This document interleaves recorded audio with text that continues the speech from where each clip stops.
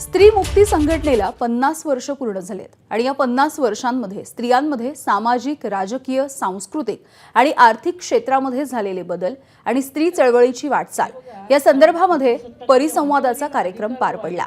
यासोबतच स्त्री मुक्ती संघटनांची पुढील वाटचाल काय हे जाणून घेतलंय शारदा साठे आणि ज्योती म्हापसेकर यांच्याकडून।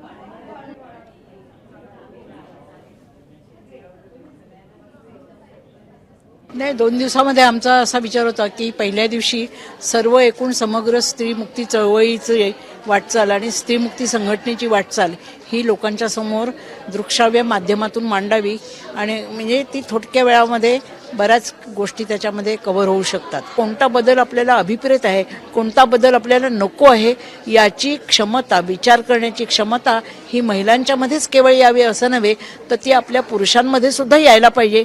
कारण जर दोघांच्यामध्येही ती क्षमता नसेल आणि एकामध्येच जर ती क्षमता असेल तर अपेक्षित बदल आपण घडवू शकत नाही। एबीपी माझा, उघडा डोळे बघा नीट।